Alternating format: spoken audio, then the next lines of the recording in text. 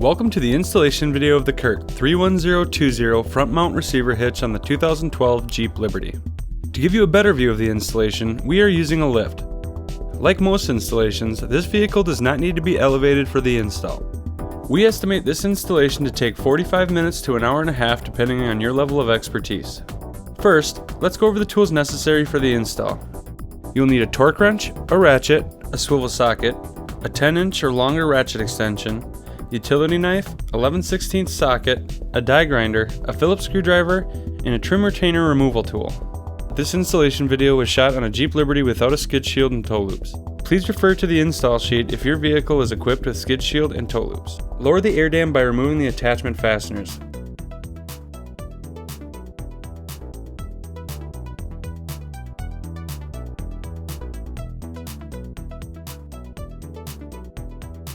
Three of these fasteners must be pried off and will be replaced later.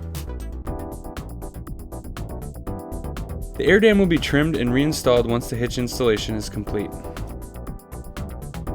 Using a die grinder, enlarge the access hole in the passenger side frame rail. Fish wire the 7/16 carriage bolts and SP11 spacers through the frame rail on the passenger side. To do this, insert the coiled end of the fish wire in through the foremost attachment points and out through the access hole. Place the spacer over the fish wire and thread the 7/16 carriage bolt into the coiled end. Pull on the opposing end, allowing the bolt to pass through the spacer and out the attachment point. Repeat this process on the next attachment point. The third attachment point is the access hole in which we will use the reverse fish wire technique. To reverse fish wire, thread the carriage bolt onto the fish wire, then place the bolt into the mounting hole head first, feed the spacer onto the fish wire and angle it into the mounting hole. Pull back down on the fish wire and the bolt will pass through the spacer and frame. Leave the fish wires attached to prevent losing the hardware into the frame. On the driver's side, fish wire the 7/16 carriage bolts and SP11 spacers through the frame rail, this time using the existing access hole located here. Start with the foremost attachment point to prevent the hardware from binding within the frame. Again, leave the fish wires attached to prevent losing the hardware in the frame. Thread the fish wires through the mounting holes in the hitch and raise the hitch into position.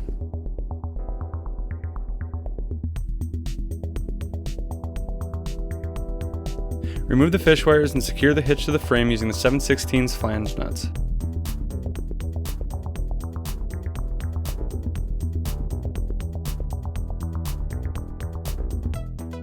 Torque all hardware to 50 foot-pounds.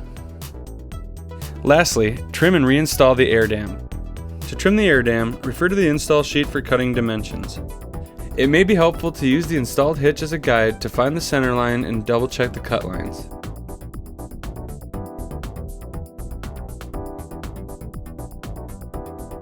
Use masking tape to mark the cut lines.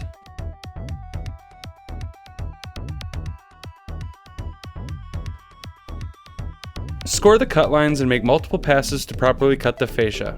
Do not use excessive force when cutting.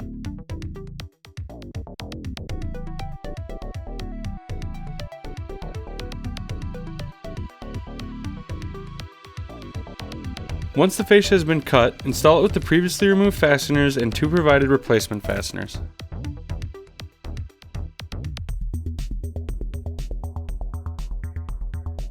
This completes the installation of the Curt 31020 front mount receiver hitch on the 2012 Jeep Liberty. Still need a winch mount or cargo carrier? Find all that and more at curtmfg.com. Curt, the first name in towing products.